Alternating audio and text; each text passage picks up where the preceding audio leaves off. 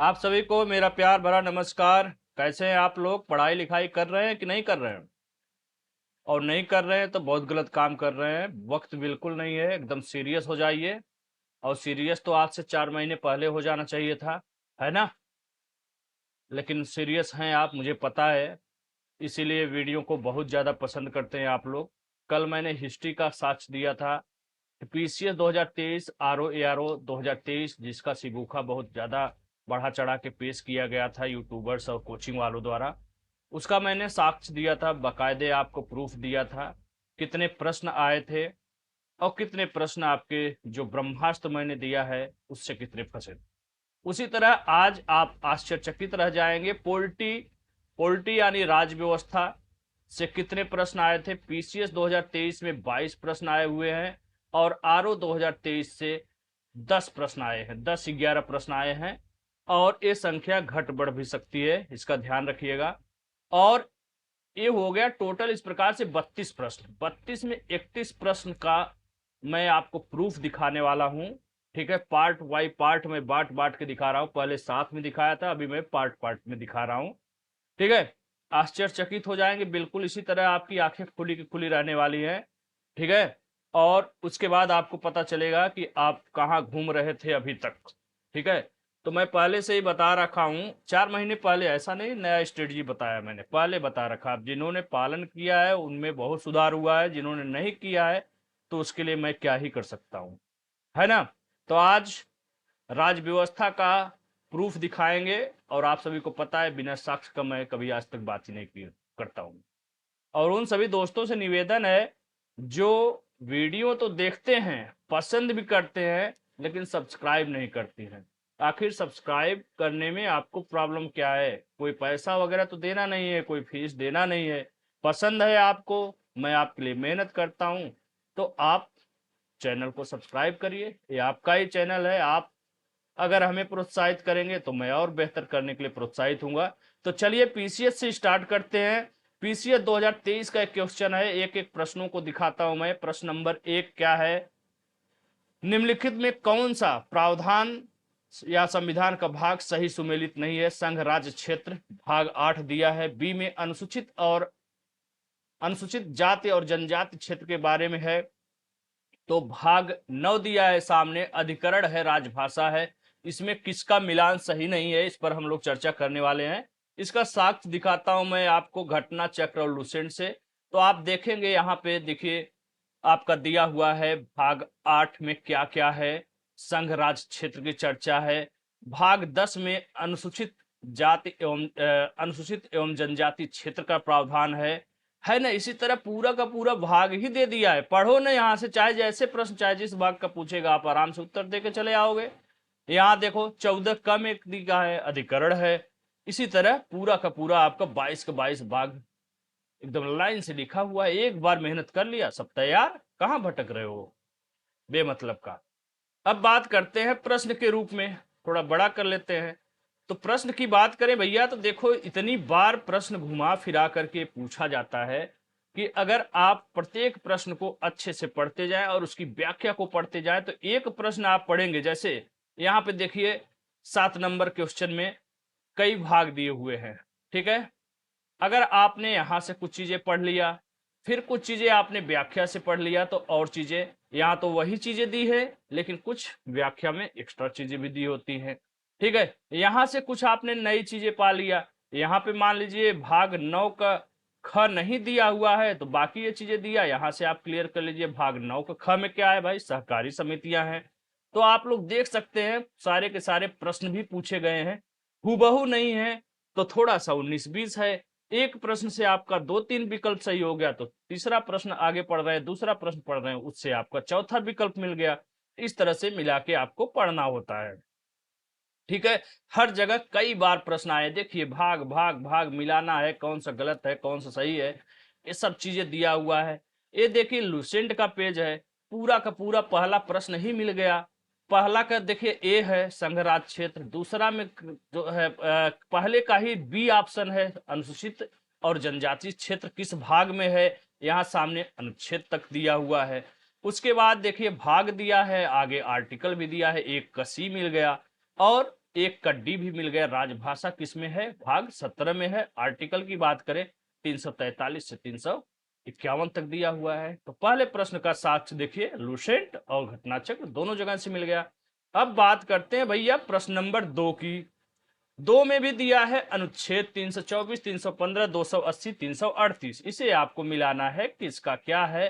तो हालांकि ये प्रश्न बहुत आसान है, सब लोग कर सकते हो, बशर्ते प्रूफ दिखा रहा हूं तो दिखा रहा हूं, क्यों छोड़ू मैं किसी चीज का। तो 2 में आप देखिए यहाँ पर सीरियल से दिया हुआ है घटना चक्र का। जब पहला दूसरा पेज खोलोगे आप, तो वहां अनुच्छेद जो महत्वपूर्ण, सारे तो नहीं अनुच्छेद दिए हुए हैं, लेकिन जो महत्वपूर्ण महत्वपूर्ण है, बार बार पूछे जाते हैं, वो सब दिए हुए हैं। और प्रश्नों के रूप में कई बार घुमा घुमा करके ये सब सारी चीजें आती रहती हैं। तो आप देखिए यहाँ से आपका वित्त आयोग मिल गया, संवैधानिक संशोधन किसमें है, अखिल भारतीय सेवाएं किसमें है। तो कहीं न कहीं से आपको डायरेक्ट इनडायरेक्ट चीजें मिलती रहती है। यहाँ प्रश्न नंबर देखिए 19 में देखिए, भारत का नियंत्रक महालेखक पूछ दिया, हो सकता है अगली बार पूछ दे। प्रशासनिक अधिकरण किस अनुच्छेद में है, संघ लोक सेवा आयोग किस अनुच्छेद में है। तो इस प्रकार से आप घुमा फिरा कर जब एक ही तरह के प्रश्नों को बार बार पढ़ते हैं, तो उसी सहारे से आप सारे प्रश्नों को सॉल्व कर लेते हैं। ठीक है, यहाँ पर देखिए सारे के सारे साक्ष्य दिए हुए हैं। ठीक है, प्रश्न नंबर 2 का सी, ये लूसेंट का पेज है। अनुच्छेद 280 में क्या है? वित्त आयोग है। राष्ट्रपति प्रत्येक 5 वर्ष बाद वित्त आयोग का गठन करता है। इसमें अध्यक्ष के अतिरिक्त 4 अन्य सदस्य होते हैं। सारे अनुच्छेद के बारे में दिया है। 315 में क्या है, 324 में क्या है, सब तो दिया है, क्या चाहिए है। यहाँ अनुच्छेद 338 दिया है, सब दिया है। 1 मिनट भाई, इतना तेजी नहीं है। 2 का हो गया। चलो अब चलते हैं प्रश्न नंबर 3। देखो इंग्लिश और हिंदी दोनों में लिखा हुआ है। निम्नलिखित घटनाओं पर विचार करना है। प्रारूप समिति की नियुक्ति कब हुआ है? भारतीय संविधान को अंगीकृत और अधिनियमित कब किया गया? भारतीय संविधान के प्रवृत्त होने की तिथि क्या है? संविधान सभा की प्रथम बैठक। ठीक है, तो आप देख सकते हो ऊपर भी कुछ इसके एग्जाम्पल शायद चले गए, कोई बात नहीं, आगे दिखा देते हैं। एक बार थोड़ी ना आया है, बहुत बार आया है। अब आप हूबहू 100% प्रश्न चाहते हैं तो ऐसा नहीं होता है। ठीक है, आपको प्रश्न ए मिलेगा और सारे के सारे विकल्प आपको दिखाऊंगा। कहीं न कहीं छिटके इधर, कोई पहले पेज पे है, कोई दूसरे पेज पे है, कोई तीसरे क्वेश्चन में, कोई 5वें क्वेश्चन में, इस तरह से मिल जाएगा। कहने का तात्पर्य एक बार अगर मन से दिल से इसको पढ़ लिए, एक बार कहने का मतलब है कि ऐसा नहीं कि एक बार पढ़ के बंद कर दिया किताब, उसे बार बार पढ़ना है, लेकिन पढ़ना पड़ेगा, अच्छे से पढ़ना पड़ेगा। ठीक है, तीसरे का उदाहरण की बात करें, देखिए अंबेडकर की अध्यक्षता में प्रारूप समिति का गठन कब हुआ था? तो भाई अंबेडकर जी अध्यक्ष थे, तो बात सही है, लेकिन उनकी अध्यक्षता में कब गठन किया गया था? डेट देख लीजिए, 29 अगस्त 1947 को। ठीक है, संविधान सभा पूर्ण रूप से कब तैयार हुआ? प्रश्न नंबर तीसरा का दूसरा विकल्प का उत्तर मिल गया, यहां दूसरे प्रश्न से मिल गया। फिर देखिए अंगीकृत कब किया गया, इसका भी डेट आपको मिल गया, प्रश्न ही आया है, बीपीएससी 90 में आया है।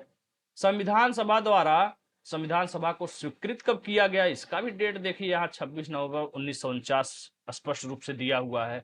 संविधान सभा किस तिथि को? अरे भाई एक बार नहीं, कई बार प्रश्न आए हुए, जब आप बार बार पढ़ते रहते हो तो ये डेट भी दिमाग में बैठ जाता है। कुछ लोग कहते हैं डेट ही नहीं याद होता, कैसे याद होगा? एक बार आपने हवा में पढ़ा और निकल लिए, ऐसे थोड़ी नहीं याद होता है। किसी भी प्रश्न को, चाहे वह कितना भी सरल हो, चाहे कितना भी कठिन हो, उसे ध्यान से पढ़िए, बार बार पढ़ते जाइए। ठीक है, पढ़ने के अलावा और कोई काम हो तो बात अलग है। ठीक है, यहां भी देखिए प्रश्न आया हुआ है, 26 को क्यों लागू हुआ, उसका कारण भी बताया गया है। ठीक है, और ये है लूसेंट का पेज दूसरा जो है, इसमें देखिए तीसरा दिया हुआ प्रारूप समिति कब गठन हुआ, डेट दिया है 29 अगस्त 1947। ठीक है, अध्यक्ष कौन कौन थे, उनका नाम दिया हुआ है, ये भी प्रश्न कभी कभी बन जाता है, तो अच्छे से पढ़िए तो। ठीक है, 9 दिसंबर 1946 को संविधान सभा की प्रथम बैठक नई दिल्ली में हुई। क्वेश्चन 3 का चौथा विकल्प का उत्तर मिल गया है ना। और अगला प्रश्न की बात करें 4 नंबर, ये देखिए दृष्टि का वहीं से मैंने डाउनलोड कर लिया था, तो उसका टेंशन लेने की जरूरत नहीं, पेपर मैंने डाउनलोड कर लिया था, 23 का मेरा वाला खो गया था। तो 4 नंबर क्वेश्चन की बात करें, किसी राज्य की सीमा बदलने की सिफारिश राष्ट्रपति संसद को देता है, उसके लिए राष्ट्रपति संबंधित राज्य के विधानमंडल द्वारा उस प्रस्ताव पर विचार एक खास अवधि के भीतर प्राप्त करते हैं। कारण में दिया है, राष्ट्रपति को उस राज्य विधानमंडल का प्रस्ताव मानना अनिवार्य नहीं है। इसमें कथन कारण दिया है, कौन सही है कौन सही नहीं है इसे आपको बताना है। हर जगह दिया हुआ है नए राज्यों का निर्माण कैसे किया जाता है, उसके सीमाओं में परिवर्तन करने का अधिकार किसको है ना, राष्ट्रपति का क्या रोल होता है उसमें, ये सब दिया हुआ है। बदल पढ़िए अच्छे से, सब कुछ दिया है। देखिए, ठीक है। नया राज्य बनाने का किस अनुच्छेद के तहत अधिकार है, यहाँ पे दिया हुआ है। अनुच्छेद 1 के तहत संघ का नाम और राज्य क्षेत्र बदल जा सकता है। ठीक है। नए राज्यों का प्रवेश अनुच्छेद 2 के तहत होता है। नए राज्य के गठन की शक्ति किसमें निहित है, संसद में है, राष्ट्रपति में है, ये सब दिया हुआ है। भारत संघ नहीं है, किसी राज्य क्षेत्र सीमा नाम उसकी सहमति बिना परिवर्तित करने की शक्ति संघीय संसद को प्राप्त है, ये भी दिया हुआ है। और राज्य विधानमंडल के विचार संसद पर बाध्यकारी नहीं होते हैं, ये भी दे रहा है स्पष्ट रूप से। ठीक है। तो घुमा फिरा करके वो प्रश्न कई तरीके से बार बार पूछा गया है। ठीक है। अनुच्छेद 3, नए राज्यों का निर्माण और वर्तमान राज्यों के क्षेत्रों सीमाओं या नामों में परिवर्तन संसद विधि द्वारा कर सकती है, स्पष्ट रूप से बहुत जगह दिया हुआ है। ठीक है। तो प्रश्न नंबर 1। अगला प्रश्न है 5 नंबर, भारत के उपराष्ट्रपति का निर्वाचन जिसे सर्वोच्च न्यायालय द्वारा शून्य घोषित किया गया उसके संदर्भ में कौन सा कथन सही है कौन सा नहीं है। सारे के सारे सीरियल से प्रूफ मिल चुके हैं। ठीक है। उपराष्ट्रपति के निर्वाचन से संबंधित विवादों का निपटारा भी राष्ट्रपति की तरह उच्चतम न्यायालय द्वारा किया जाता है। निर्वाचन अवैध होने पर उसके द्वारा किए गए कार्य अवैध नहीं होते हैं। देख रहे हैं ना, सब कुछ लाइन टू लाइन लिखा हुआ है, बस आपको बटोरना है वहां पर। अगले प्रश्न की बात करें, बहुत ही आसान प्रश्न है। लोकसभा की प्रथम महिला स्पीकर कौन है? बच्चों वाला सवाल है। वो है मीरा कुमार। अब बात करेंगे, इसका साक्ष्य हमको दिखाइए, लीजिए। ठीक है। ये तो प्रश्न दूसरा है। यहाँ आइए, ये देख रहे हैं ना, पीसीएस मेंस 2008 और 2007 दोनों में प्रश्न आया हुआ है। विकल्प डी देख सकते हैं आप लोग, मीरा कुमार है। ठीक है। इस प्रकार से आपने प्रश्न को देख लिया। अब बात करते हैं प्रश्न नंबर 7। ठीक है। प्रश्न नंबर 7 की बात करते हैं, और 7 हो गया है थोड़ा नीचे, तो मैं रोक करके उसको दिखाता हूं। ठीक है। प्रश्न नंबर 7 में देखो, युग्म दिया है, उसमें कह रहा है कौन सा सुमेलित नहीं है। ठीक है। संविधान की अनुसूचियां दी हुई है, तीसरी अनुसूची है, 8वीं अनुसूची है, 9वीं है और 10वीं है। ठीक है। तो अगर आप इसे अच्छे से पढ़े हुए हैं तो आप आराम से इसका उत्तर का चयन कर सकते थे। इसका एग्जाम्पल दिखाऊं, एक बार नहीं कई बार आया है, सारे के सारे अनुसूची के बारे में विस्तार से दिया हुआ है। अब आप पढ़ते नहीं है अच्छे से तो भूल जाते हैं, गलत कराते हैं, तो इसमें किताब की गलती नहीं है, न तो मेरी गलती है। ठीक है। इसका प्रूफ दिखाते हैं आपको। ठीक है, कहां से आया हुआ है। देखिए, क्वेश्चन नंबर 7 का प्रूफ है। पहली अनुसूची में क्या दिया है? राज्य व संघराज्य क्षेत्र। दूसरी में क्या है, तीसरी में क्या है, चौथी में क्या है, सब कुछ दिया हुआ है। फिर देखिए यहाँ पे भी साक्ष्य देखिए, 7वीं का है, 5वीं का है, सब सीरियल से दिया हुआ है, अच्छे से दिया हुआ है। ठीक है। प्रश्न के रूप में भी ये बार बार पूछा गया है। यहाँ देखिए, भारतीय संविधान की चौथी अनुसूची में क्या है, क्या विवेचित करती है, तो पता चला राज्यसभा में स्थानों का जो आवंटन है उसके बारे में सूचना मिलती। तीसरी अनुसूची में क्या है इसके बारे में दिया है, तो इसका उत्तर है 1, 2, 4, यानी राष्ट्रपति का जो शपथ प्रारूप है वो इसमें नहीं मिलता, बाकी सबका मिलता है। ठीक है। और बात करते हैं यहाँ पे प्रश्न नंबर 7 की बात कर रहे हैं। यहाँ देखिए प्रश्न आ गया 7वीं, 8वीं, 9वीं, 10वीं। तो आपको देखिए एक ही प्रश्न से 3 उत्तर मिल गया। 7वें का 3 उत्तर, बी सी डी तीनों उत्तर मिल गया। ठीक है। एक की बात है तो अगले से मिल जाएगा कहीं से। ठीक है। अगला चले, यहां भी देखिए 8वीं, 9वीं, हाँ ये तो वही प्रश्न रिपीट हो गया, हमें लगता है दोबारा साक्ष्य लग गया है, कोई बात नहीं है। बात करते हैं लुसेंट के पेज की। तो लुसेंट में भी प्रश्न नंबर 7 का देखिए विकल्प ए दिया हुआ है। तीसरी अनुसूची में क्या है? विभिन्न पदाधिकारियों आदि का शपथ ग्रहण है। ठीक है। फिर देखिए यहाँ पे दिया हुआ है 7वीं अनुसूची में क्या है, ये सब चीजें विस्तार से दिया हुआ है, हर जगह मिल जाएगा। देखिए 8वीं अनुसूची में क्या है, 9वीं अनुसूची में क्या है, ये 7वें का उदाहरण है, एग्जाम्पल है सब। ठीक है। प्रश्न नंबर 8 की बात करते हैं, तो पहले प्रश्न नंबर 8 देखते हैं। प्रश्न नंबर 8 में है, भारतीय संविधान ने प्रारंभ में किस अवधि के लिए सभी सरकारी उद्देश्य हेतु अंग्रेजी भाषा के उपयोग के लिए अनुमति प्रदान की? यही एकमात्र प्रश्न है 10 में जिसका साक्ष्य स्पष्ट रूप से घटना चक्र या लुसेंट में नहीं दिया हुआ है, लेकिन इसका उत्तर मुझे पता है, 15 वर्ष है। कभी कभी क्या होता है, चीजें आप जब कई चीजें पढ़ते हो, कंपटीशन तैयारी करते हो, तो जैसे कहीं से भी कोई प्रश्न का डायरेक्ट इनडायरेक्ट भी लाभ मिलता है। इनडायरेक्ट इसका मुझे लाभ ऐसे मिला कि मैंने निबंध लिखा था राष्ट्रभाषा हिंदी पर, वहां पर इस बात का मैंने जिक्र किया है, उसका भी एग्जाम्पल मैं दे देता हूं। ठीक है, चलिए दिखाते हैं। ये देखिए, यहाँ पे मैंने लिखा है, संविधान के प्रारंभ से 15 वर्ष की अवधि तक अर्थात 26 जनवरी 1965 तक संघ के सभी सरकारी प्रयोजन के लिए अंग्रेजी का प्रयोग होता रहेगा, जैसा कि पूर्व में होता रहेगा। तो यहां से इनडायरेक्ट हमने लाभ ले लिया। ठीक है, अब नेक्स्ट प्रश्न पे चलते हैं। 9वां प्रश्न। 9वां प्रश्न में अभिकथन में दिया है राष्ट्रपति संसद का भाग है। कारण में दिया है संसद के दोनों सदनों द्वारा पारित विधेयक राष्ट्रपति की सहमति के बिना कानून नहीं बन सकता। इसमें आपको उत्तर का चयन करना है। ए आर दोनों सत्य है, किंतु आर ए की सही व्याख्या नहीं करता, या विकल्प बी ए और आर दोनों सत्य है और आर ए की सही व्याख्या करता है। इसका प्रूफ बताया तो ये प्रश्न कई बार आ चुका है। देखिए यहाँ पे ये प्रश्न देख रहे हैं ना, राष्ट्रपति संसद का भाग है, सेम टू सेम प्रश्न ही रिपीट हो गया। ये कब का है? ऐसा नहीं, वही प्रश्न है, यूपी पीसीएस मेंस 2007 में पूछा गया है। देखिए लिख दिया हूं मैं, सेम सेम टू सेम वही प्रश्न हूबहू छप गया है आपके पेपर में। ठीक है, कोई डाउट है? लुसेंट में भी दिया हुआ है, राष्ट्रपति संसद का अभिन्न अंग होता है, इसे कौन कौन सी शक्तियां प्राप्त हैं, और संसद द्वारा पारित विधेयक राष्ट्रपति के अनुमोदन के बिना, हस्ताक्षर के बिना कानून बनता है कि नहीं बनता है? बनता है, लिखा है बनता है, उनका हस्ताक्षर अनुमोदन आवश्यक होता है। ठीक है, चलिए अगले 10वें प्रश्न पे चलते हैं। 10वां प्रश्न दिया है संघ वित्त आयोग के बारे में। पहला कथन है, वित्त आयोग में एक अध्यक्ष एवं 6 सदस्य होते हैं। दूसरा है, यह अपना प्रतिवेदन नीति आयोग को सौंपता है, प्रस्तुत करता है। सही है या गलत है, यही आपको बताना है। तो अभी ऊपर ही हमने चर्चा कर दिया था, वित्त आयोग में अध्यक्ष समेत क्या होते हैं, कुल 4 सदस्य होते हैं। ठीक है, अध्यक्ष छोड़कर होते हैं कि साथ में होते हैं, अभी क्लियर कर लेते हैं।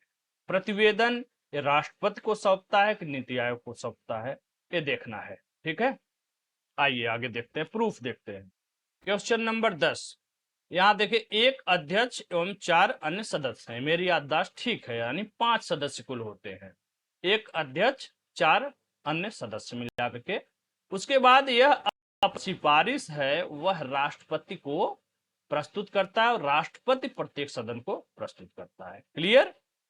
चलिए बात करते हैं, वो तो लूसेंट का पेज था, यहां भी देख लीजिए इसका कार्य क्या है।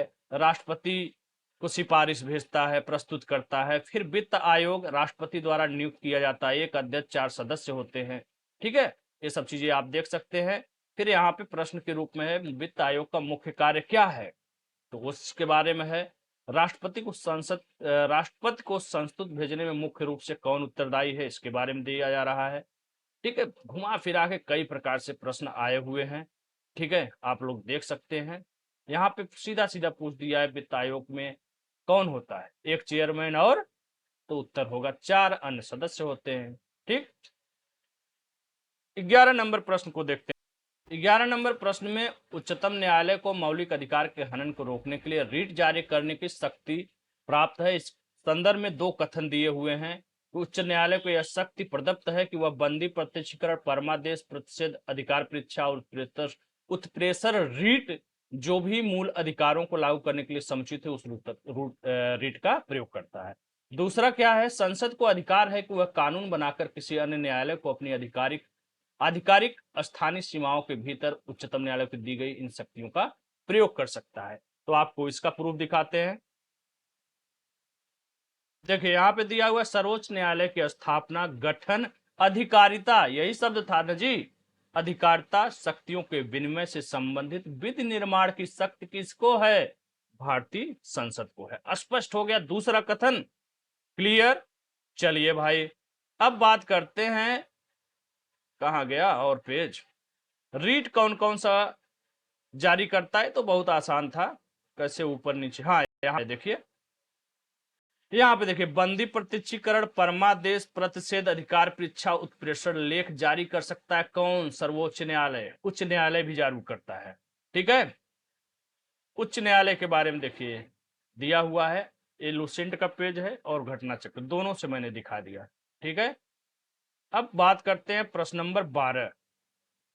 प्रश्न नंबर 15 में संसद सचिवालय के संदर्भ में है। दो कथन है, संसद के प्रत्येक सदन के सचिवालय के लिए सम्मिलित पदों का सृजन किया जाता है। संसद को अपने किसी भी सदन के सचिवालय स्टाफ की सेवा शर्तों को विनियमित करने का अधिकार होता है, ठीक है। थोड़ा अच्छा प्रश्न है, अंदर से पूछा हुआ है। यहाँ आइए देखिए, लोकसभा सचिवालय की बात यहाँ पे हो रही है, तो ये लोकसभा प्रत्येक संसद का सचिवालय होता है, निश्चित है, इसमें कोई डाउट नहीं है। लोकसभा का सचिवालय जो है लोकसभा अध्यक्ष के निर्देश और नियंत्रण में कार्य करता है। उसके सचिवालय के कर्मचारियों पर, सदन के परिसर पर और संसद भवन संपदा पर सर्वोच्च अधिकार प्राप्त होता है। वह अपने इस प्राधिकार का प्रयोग लोकसभा के महासचिव की सहायता से करता है, ठीक है। इस प्रकार से इसका उत्तर दोनों होगा। कुछ चीजों में बहुत कंफ्यूजन हुआ, अगर कठिन टाइप लगा करे, दोनों करके निकल लिया करो पतली गली से, ठीक है। ज्यादातर चांस होता है दोनों सही होने का, राज की बात है, ठीक है। इस तरह से प्रश्न देखिए कई बार आए हुए हैं। प्रश्न नंबर 15 हो गया। अब चलो बात करते हैं प्रश्न नंबर 16 में क्या है। निम्नलिखित कथनों में ग्राम सभा के संबंध में बात कर रहा है, कौन सा कथन सत्य नहीं है? तो बहुत अच्छा है, प्रश्न आप लोगों ने देख लिया होगा, हर तरह से चीजें इसमें मिल जाएंगी। इसका बहुत बार प्रश्न घुमा फिरा के पूछा है और बहुत ही स्पष्ट रूप से ग्राम सभा के बारे में पूरा का पूरा चैप्टर है, सब चीज मिल जाएगा। यहाँ देखो लुसेंट का पेज है, सारी चीजें दिया हुआ है, ठीक है। पंचायत का सदस्य बनने की उम्र क्या है? 21 वर्ष है, ठीक है, ये भी दिया हुआ है। पंचायती राज लोकतांत्रिक विकेंद्रीकरण की व्यवस्था है। ग्राम मध्यवर्ती जिला स्तर पर गठन होता है। पंचायत राज्य सूची का विषय होता है। राज्य विधानमंडल इसका चुनाव करवाता है, घोषणा करता है। फिर राज्य निर्वाचन आयोग चुनाव करता है। किसी ग्राम से संबंधित निर्वाचक नामावली में पंजीकृत लोग से मिलकर ग्राम सभा का गठन होता है। सब दे दिया, सारा विकल्प का उत्तर मिल गया, ठीक है। सब देखो, बार बार प्रश्न घुमा फिरा के पूछा गया है, एक नहीं दुनिया भर के दे दिए, ठीक है। सब कुछ देखिए यहाँ पे दिया हुआ है। प्रश्न नंबर 16 का सी इससे सही होता है, ठीक है, कि पंचायत क्षेत्र में कौन भाग लेता है? जो पंजीकृत होते हैं वो, या कोई भी आकर के कहीं से भी वोट देख चला जाएगा, वो सब चीजें दिया हुआ है। 16 का बी का उत्तर है, यदि राज्य विधान मंडल द्वारा पंचायत का समय पूर्व विघटन कर दिया जाता है तो विघटन की तारीख से 6 माह से पूर्व नए चुनाव कराना आवश्यक हो जाता है। सब कुछ दिया है। प्रश्न नंबर 17, पंचायतों के समस्त चुनाव का संचालन कौन करता है? क्या बच्चों वाला प्रश्न लेके चले आए भैया, ऐसे प्रश्न आता है तो बड़े तेज मुस्कुराते हैं लोग, अरे भैया ये तो बच्चों वाला प्रश्न लेके चला आया। तो भैया राज्य निर्वाचन आयोग कराता है, कोई डाउट नहीं है, इससे संबंधित 20 बार प्रश्न पूछा गया होगा, ठीक है। यहाँ देखो, अनुच्छेद 243 के तहत राज्य निर्वाचन आयोग कराता है, ठीक है। ये देखो भैया, यहाँ भी दिया है, राज्य के राज्यपाल द्वारा घोषित किया जाता है और राज्य के निर्वाचन आयोग द्वारा कराया जाता है चुनाव, ठीक है। प्रश्न नंबर 18, पंचायती राज पर अशोक मेहता समिति जो कि 1977 में गठित हुई थी, इनकी क्या क्या सिफारिशें थी? तो पंचायत व्यवस्था के 3 स्तरीय व्यवस्था के स्थान पर द्विस्तरीय होना चाहिए, कोई डाउट नहीं है, हर जगह दिया हुआ है कि द्विस्तरीय व्यवस्था की इन्होंने सिफारिश किया था। राज्य स्तर के नीचे पर्यवेक्षक हेतु खंड को विकेंद्रीकरण का प्रथम बिंदु माना चाहिए। ये स्पष्ट रूप से इसकी चर्चा नहीं मिली है, लेकिन ऐसे प्रश्नों में, ऐसी स्थिति में अगर करना है तो करके जाइए, नहीं तो दोनों मार्ग के आगे चलिए, ठीक है। कुछ प्रश्न ऐसा नहीं है कि हूबहू आपको 100% हो जाएगा, हालांकि इसमें लगभग 100% ही मिला है, ठीक है। यहाँ पे देखिए, अशोक मेहता द्विस्तरीय किए हैं, बलवंत मेहता त्रिस्तरीय किए हैं, सब कुछ दिया हुआ है। देखिए यहाँ पे बार बार हर जगह, हर जगह है, हर जगह। ये देखिए प्रश्न ही आ गया है सीधा सीधा, लोअर प्री 2009 में, ठीक है। यहाँ पे देखिए इसमें जनपद स्तर पर जिला परिषद 15,000 से 20,000 जनसंख्या समूह पंचायत गठन का सुझाव दिया। क्या नहीं दिया है? देखो प्रश्न आया है, बीपीएससी में पूछा गया है, द्विस्तरीय किया है, तो क्या नहीं दिया है? सब कुछ तो दिया है जी। चलिए प्रश्न नंबर 19, सर्वोच्च न्यायालय के एक न्यायाधीश का त्याग पत्र संबंधित है। फिर से मुस्कुराओ कि बहुत है, मैं तो इसको बिना देखे ही मार दूंगा उत्तर। ठीक है, राष्ट्रपति को त्याग पत्र देता है जी। हर जगह ये चीजें चर्चा मिलती हैं, 20 बार प्रश्न पूछा गया है, देखो ना, राष्ट्रपति को त्याग पत्र देता है। हैं, एक प्रश्न ही देखो आ गया, बीपीएससी प्री 2018 में पूछा है, किसको त्याग पत्र देगा? न्यायाधीश राष्ट्रपति को देगा। ठीक है, राष्ट्रपति किसको देगा उसके बारे में भी पूछा गया है। ठीक है, राष्ट्रपति हटाए कैसे जाते हैं, न्यायाधीश कैसे हटाए जाते हैं, सब कुछ विवरण दिया। प्रश्न नंबर 20, निम्नलिखित कौन भारतीय संविधान के अनुच्छेद 20 का हिस्सा नहीं है? स्वयं अपने विरुद्ध साक्षी होने का, दोहरे दंड की धारा होने से निषेध, यातना के विरुद्ध, काय उत्तर विधि। यही अलग लग रहा है, बाकी सब तो पढ़े हो, है ना? याद आ रही ना? तो चलो, नहीं याद आ रही तो प्रूफ देख लो भैया, विस्तार से दिया हुआ अनुच्छेद 20 में क्या क्या है। पहला है, किसी भी व्यक्ति को एक अपराध के लिए सिर्फ एक बार सजा मिलेगी। दूसरा है, अपराध के करने के समय जो कानून है उसी के तहत सजा मिलेगी, न कि पहले और बाद में बनने वाले कानून तहत। किसी भी व्यक्ति को स्वयं के विरुद्ध न्यायालय में गवाही देने से बाध्य नहीं किया जा सकता, यानी जबरदस्ती नहीं कर सकते आप। पूरा का पूरा उत्तर ही मिल गया प्रश्न 20 का, एक ही पेज में, लूसेंट का पेज है। ठीक है, और ये है भैया घटना चक्र का पेज। अनुच्छेद 20 में क्या क्या है सब कुछ विस्तार से दिया हुआ है। अनुच्छेद नहीं, प्रश्न नंबर 21, निम्नलिखित में कौन सा प्रावधान नीति निर्देशक तत्वों तथा मौलिक कर्तव्य दोनों का भाग है? क्या पर्यावरण की चर्चा नीति निर्देशक और मौलिक कर्तव्य दोनों में नहीं मिलता है? नहीं पढ़ा इससे पहले? चलो आओ पढ़ाते हैं। अनुच्छेद 48 क्या है? पर्यावरण का संरक्षण की चर्चा मिलता है। प्रश्न नंबर 21 का एक उत्तर ये सही हो गया। ठीक है, अनुच्छेद 48 किस में आता है? अब ये भी बताना पड़ेगा क्या? नीति निर्देशक तत्व में आता है। ठीक है, यहाँ पे देखो प्रश्न ही आ गया है, पीसीएस 19 में है, भारत के संविधान में के किस में पर्यावरण संरक्षण, संवर्धन तथा वन्य जीवन की रक्षा हेतु प्रावधान किया गया है? उत्तर भी दोनों दे दिया है भैया, नीति निर्देशक में भी है और मूल कर्तव्य में भी है।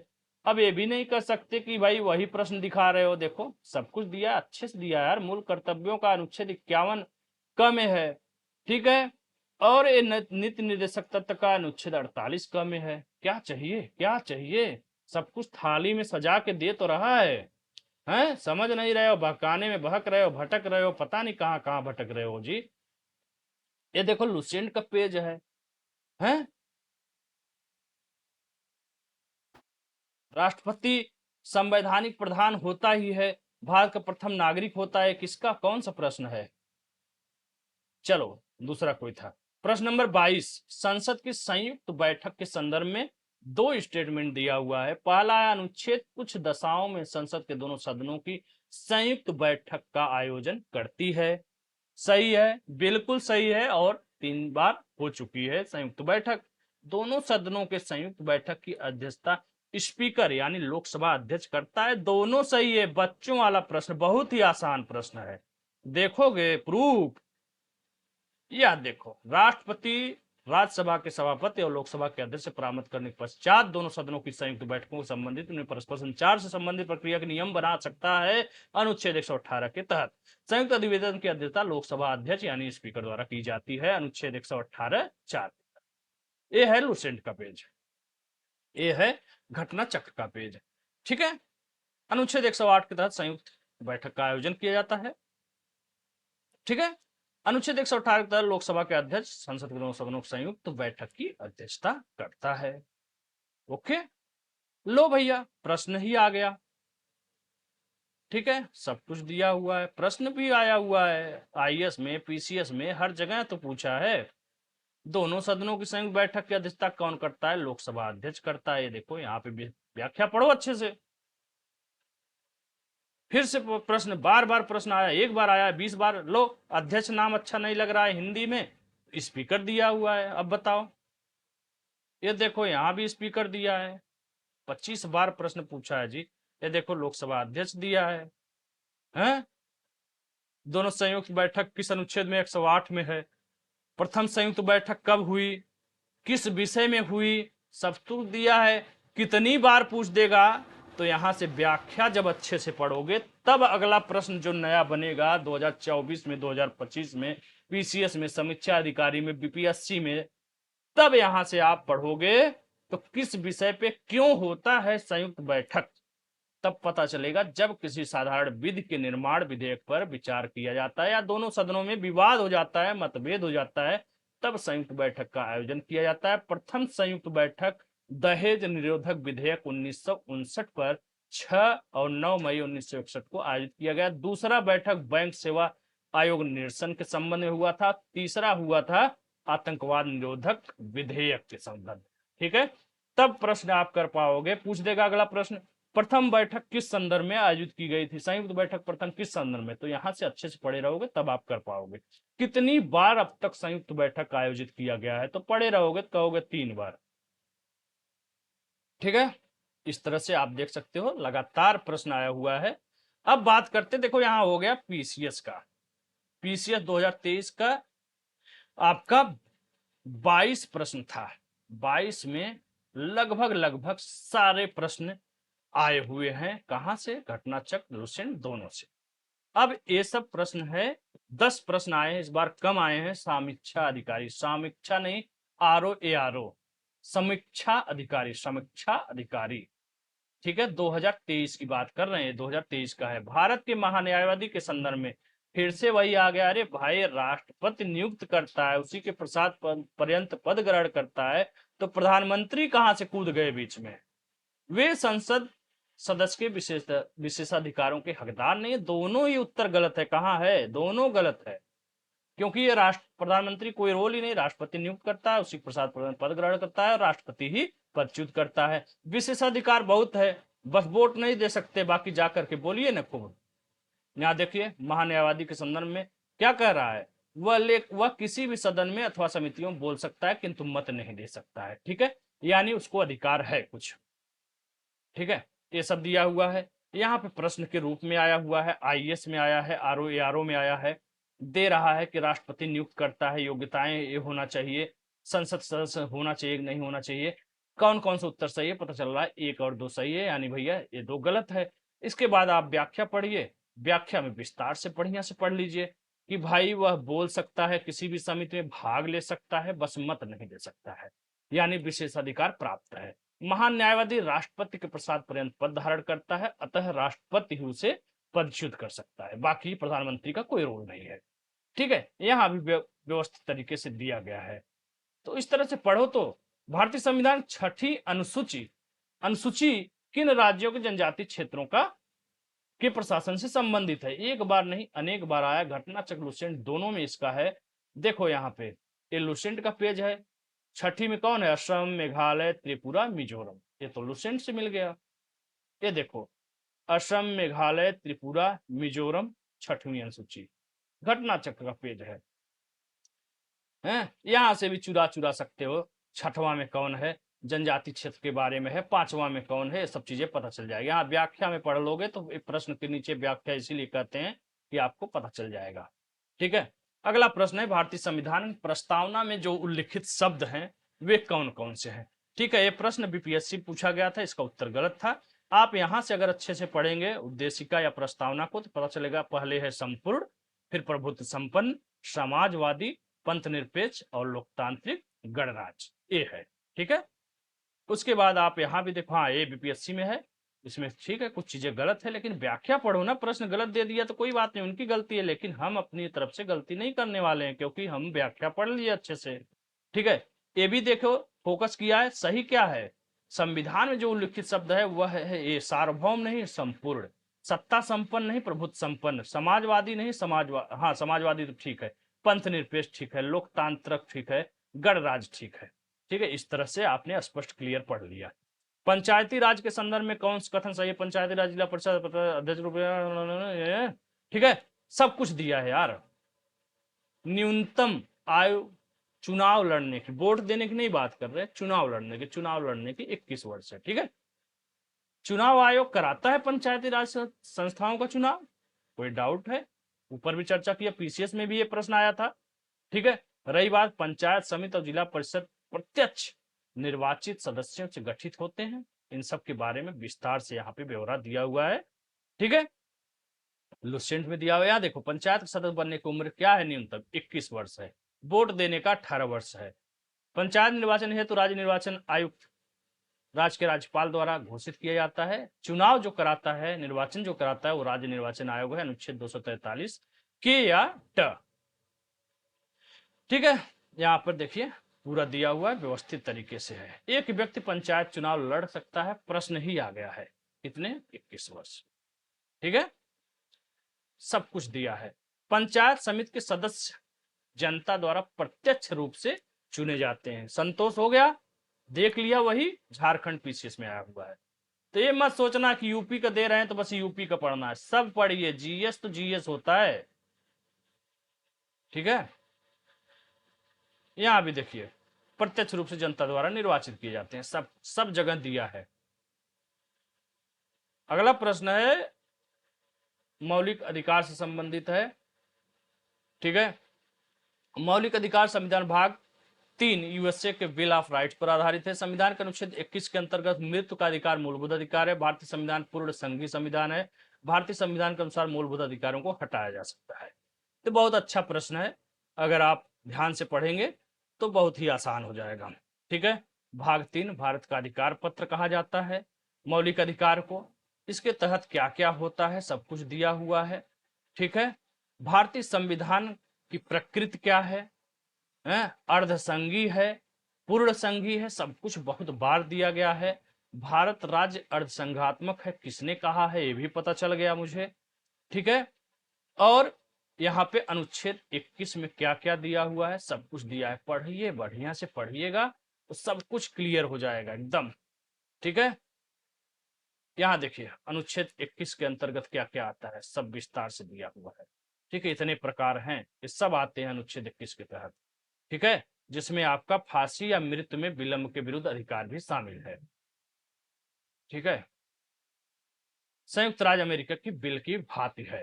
ठीक है, सब कुछ बहुत अच्छे से दिया है, बात समझने की है।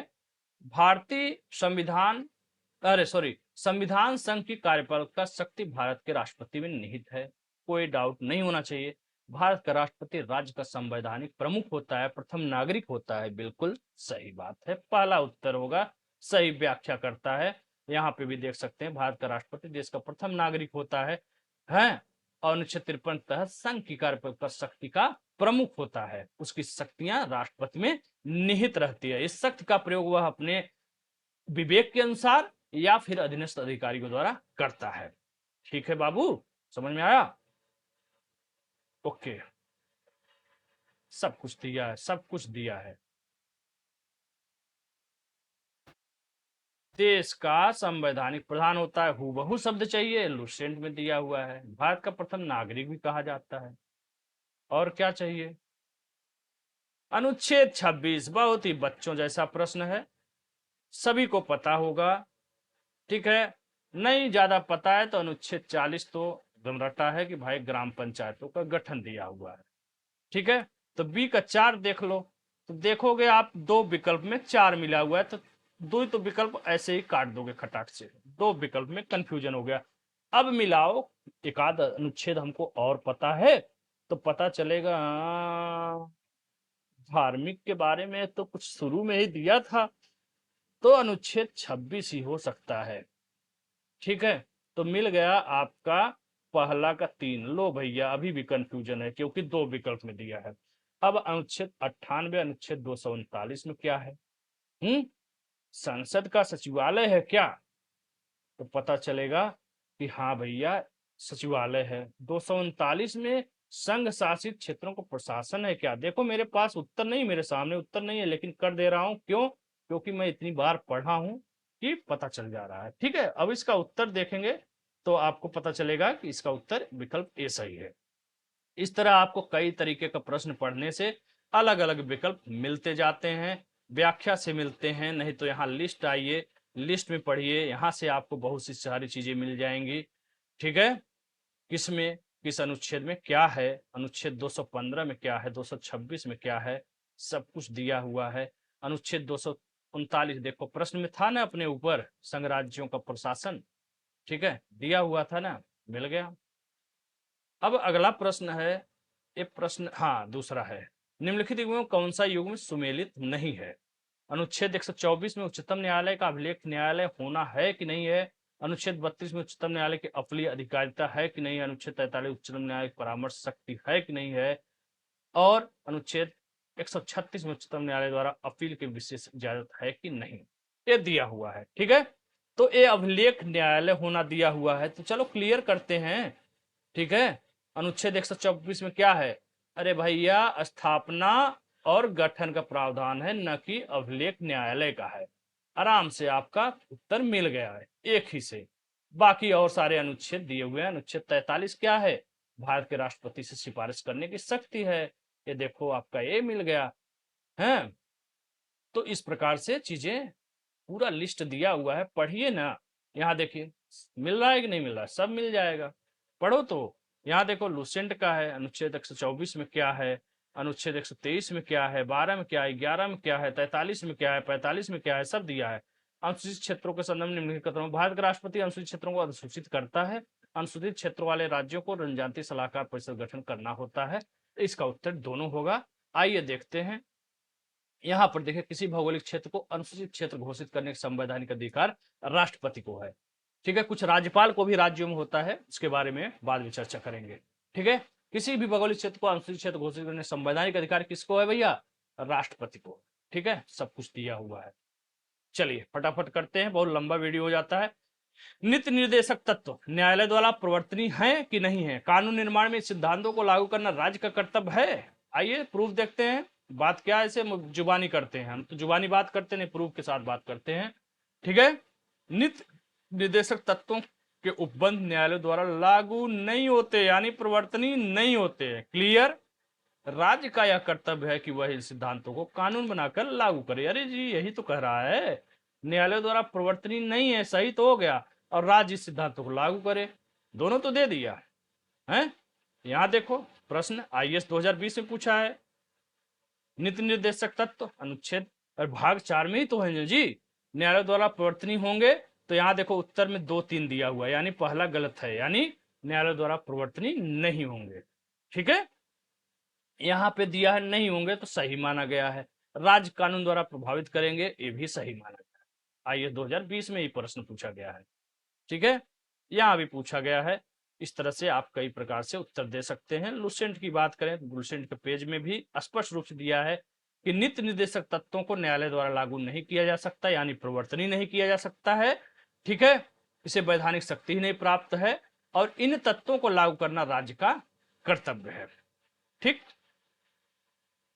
अगला प्रश्न है, एक प्रकार से मैंने 10 प्रश्न दिया था, एक ग्राह प्रश्न भी एक प्रकार से मान के चलो उत्तर प्रदेश के भले संदर्भ में है, लेकिन ये संविधान का ही विषय है कि प्राथमिक शिक्षा की आयु क्या है, पूर्व प्राथमिक शिक्षा 3 से 5 वर्ष निर्धारित है कि नहीं, इन सब के बारे में बाकायदे ब्यौरा दिया हुआ है।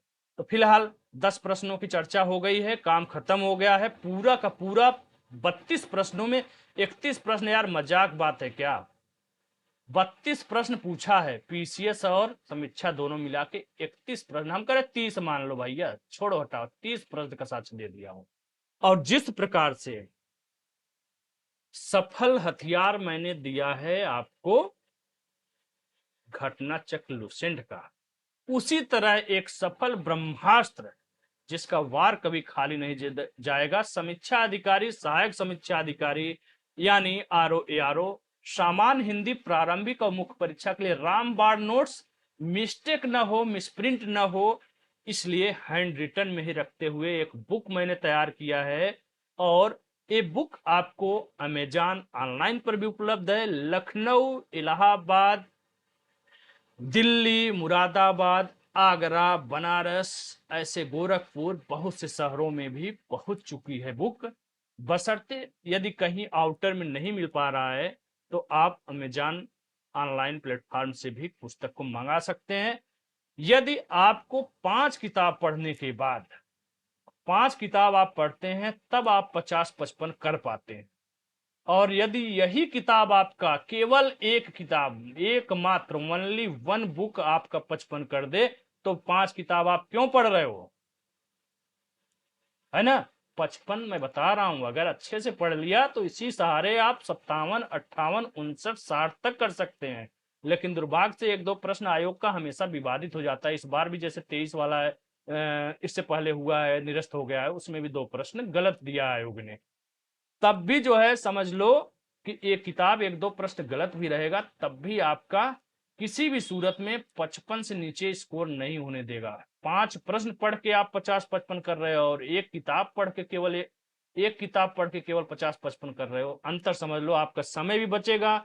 मिसप्रिंट से इसलिए राहत मिलेगा, लगभग लगभग सारे किताबों में गलतियां हैं। वासुदेव नंदन की भी गलती मैं दिखा चुका हूँ, पृथ्वीनाथ पांडे में बहुत ज्यादा गलतियां हैं। किताबें सब अच्छी हैं, बशर्ते मिसप्रिंट है। हरदेव बाहरी में कुछ चीजें तो अच्छी हैं, कुछ चीजें बहुत ही फालतू दी हुई हैं। तो उन सबको छांटने उठने में समय बर्बाद मत करिए, आप ढूंढने में समय बर्बाद मत करिए, उतना समय नहीं है। इस किताब को लीजिए, गाना गाइए, पढ़िए, मुस्कुराइए और 55 स्कोर करके आइए, उसका प्रूफ मैं दूंगा। ठीक है? 100% दूंगा।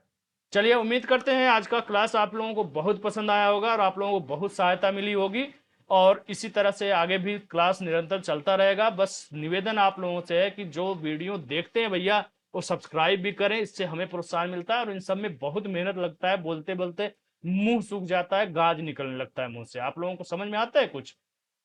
आपके लिए मैं निस्वार्थ कर रहा हूं, कोई पैसा नहीं ले रहा हूं, कोई फीस नहीं ले रहा हूं। 5-7 सालों से भटक रहे थे, मैंने आपको एक मार्गदर्शन करके सही रास्ते पे निकाल दिया है।